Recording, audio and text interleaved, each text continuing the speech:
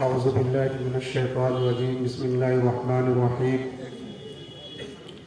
يا أيها الناس إنا خلقناكم من ذكر وأنثى وجعلناكم شعوبا وقبائل لتعارفوا إن أكرمكم عند الله أتقاكم إن الله عليم خبير. صدق الله العظيم. ہمارے مدرسے کے صدر مدرسین حضرت مولانا مفتی مطلوب الرحمان صاحب دامت برکاتہم، اسی طرح اساتذہ کرام، طلباء عزیز، بڑی خوشی کی بات ہے کہ آج ہم 26 جنوری یعنی یوم جمہوریہ، دوسرے لفظ میں ریپبلک ڈے منا رہے ہیں۔ یہ دن ہندوستان کی تاریخ کے لیے بہت ہی بڑا اور اہم دن ہے۔ ہندوستان میں 3 ایسے دن ہیں کہ جن میں پورے ہندوستان میں چھٹی منائی جاتی ہے اور راشٹر دن سے ان کو سمجھا جاتا ہے۔ ان دنوں میں ایک دن 15 اگست 1947 کو جو ہندوستان آزاد ہوا، تو 15 اگست کو ہمیشہ ہندوستان میں یہ تاریخ اور یہ دن منایا جاتا ہے۔ دوسرا دن 26 جنوری یعنی 26 جنوری 1950 کو ہمارے ہندوستان کا سنویدھان قانون لاگو ہوا تھا، نافذ ہوا تھا۔ اس خوشی اور مسرت میں اور ان کی یادگار میں ہر سال 26 جنوری کو یہ دن منایا جاتا ہے۔ اور تیسرا دن گاندھی جینتی کا دن ہے، جیسا کہ مشہور ہے، ہم سب جانتے ہیں۔ میں آپ کو بتاؤں کہ یہ ہندوستان جو آزاد ہوا ہے،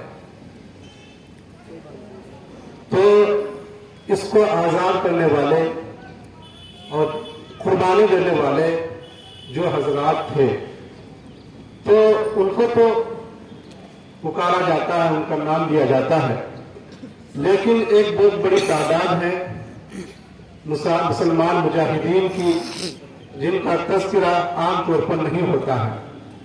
تو جس طرح ان مجاہدین کا تذکرہ نہیں ہوتا، اسی طرح یہ سنویدھان بنانے میں ہمارے جن مسلمانوں کی قربانی ہے، ہمارے جن علماء کرام کی محنت اور کوشش ہے، ان کا بھی تذکرہ نہیں کیا جاتا ہے۔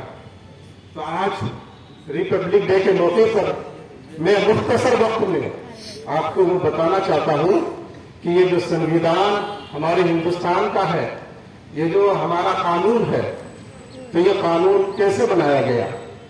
تو یاد رکھیے، سب سے پہلے دستور کیبنٹ مشن پلان کی تجاویز کے مطابق 1946 میں دستور ساز اسمبلی وجود میں آئی، اور پھر ارکان کا انتخاب کرنے کے لیے الیکشن کرایا گیا، جس میں برٹش انڈیا کے 296 سیٹوں میں سے 211 سیٹوں پر کانگریس نے جیت حاصل کی، جبکہ 73 سیٹوں پر مسلم لیگ نے جیت حاصل کی تھی۔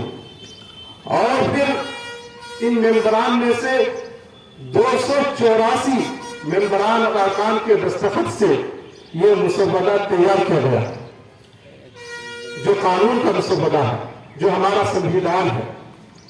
اور پھر اس کو حتمی شکل دینے کے لیے اور باضابطہ طور پر ان کے آرٹکلز یا کہیے دفعات متعین کرنے کے لیے 7 افراد کی ایک کمیٹی بنائی گئی، اور اس کمیٹی کا صدر ڈاکٹر بھیم راؤ امبیڈکر کو بنایا گیا۔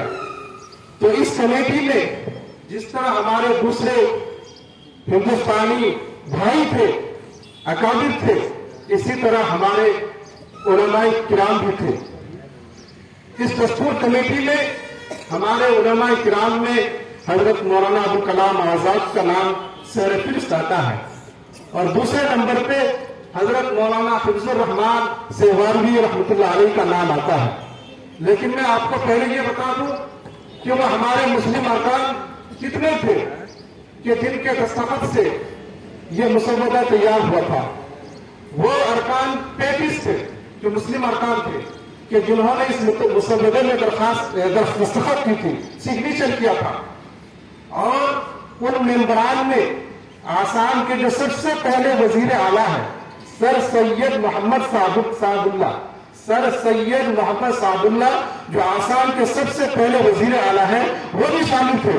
انہوں نے بھی اس دستور سازی میں پوری محنت کی تھی اور کوشش کی تھی۔ خیر، اس دستور کو بنانے میں سب سے زیادہ اور سب سے اہم جو رول ادا کیا ہے وہ مولانا ابوالکلام آزاد رحمۃ اللہ علیہ۔ اور پھر اس دستور کی جب ترتیب بنائی گئی، اس میں جب دفعات شامل کیے گئے، آرٹیکلز شامل کیے گئے، تو ان کو شامل کرنے اور ان کی ترتیب دینے، اسی طرح جو اقلیت ہندوستان کی ان کے حقوق کو دینے کے لیے جو سب سے زیادہ محنت کی ہے وہ حضرت مولانا حفظ الرحمان سہواروی رحمۃ اللہ علیہ۔ یہ وہ شخصیت ہے جنہوں نے ہندوستان کی آزادی سے پہلے بھی قربانی دی، اور پھر جب ہندوستان آزاد ہوا تو سنویدھان میں مسلمانوں کے، اسی طرح مسلمانوں کے علاوہ جو دوسرے دلت ہیں، ان کے حقوق ادا کرنے کے لیے پوری محنت لگا دی ہے، پوری فکر مندی تھی، ان کی پوری کوشش تھی۔ اسی طرح جب دستور تیار ہو رہا تھا تو اس وقت ہمارے ایک حضرت تھے، حضرت مولانا حضرت موہانی رحمۃ اللہ علیہ، حضرت مولانا حضرت موہانی رحمۃ اللہ علیہ، انہوں نے بڑی محنت کی ہے۔ جب یہ دستور تیار ہو رہا تھا تو جمعیت علماء ہند نے، اسی طرح مولانا حضرت موہانی رحمۃ اللہ علیہ نے یہ کوشش کی کہ یہ دستور تو ایسا تیار ہو رہا ہے، یہ قانون تو ایسا تیار ہو رہا ہے جس کا کوئی مذہب نہیں ہے۔ چنانچہ ہمارے ہندوستان کا جو سنویدھان ہے اس کا کوئی مذہب نہیں ہے، البتہ اس سنویدھان کا تعلق تمام مذہبوں سے ہے۔ یعنی اس سنویدھان میں اور اس دستور میں تمام مذہبوں کا خیال کیا گیا ہے۔ تو جب یہ دستور اور یہ قانون تیار ہو رہا تھا تو اس وقت حضرت مولانا حضرت موہانی رحمۃ اللہ علیہ نے یہ کہا کہ یہ سنویدھان تو اس طرح تیار ہو رہا ہے جس کا کوئی مذہب نہیں ہے، لیکن ہم مسلمان ہیں کہ جن کے کچھ پرسنل لا ہے، جن کے پرسنل لا ہے، یعنی کچھ قانون ہیں جو خاص ہیں، جو اللہ تعالیٰ نے ڈائریکٹ مسلمانوں کو حکم دیا ہے، جن میں طلاق، نکاح اور وراثت کا قانون ہوتا ہے، اس کا کیا ہوگا؟ تو اس وقت دستور بنانے والوں نے یہ فیصلہ لیا کہ جب مسلمانوں کا معاملہ اور مسلمانوں کا میٹر عدالت میں آئے گا، کورٹ میں آئے گا، اس وقت جو جج فیصلہ کرے گا وہ مسلمانوں کے جو پرسنل لا ہے اس کے مطابق فیصلہ کرے گا۔ یہ اس وقت مان لیا گیا تھا۔ تو الغرض کہنے کا مطلب یہ ہے کہ ہمارے جو مسلم ممبران ہیں دوسرے ممبران کے ساتھ، خاص طور پر ہمارے علماء کرام ہیں، انہوں نے صرف مسلمانوں کے لیے نہیں بلکہ مسلمانوں کے علاوہ جتنے مذہب تھے سب کے مذہب کے لیے پرسنل لا کی درخواست کی کہ سب کے لیے پرسنل لا ہونا چاہیے۔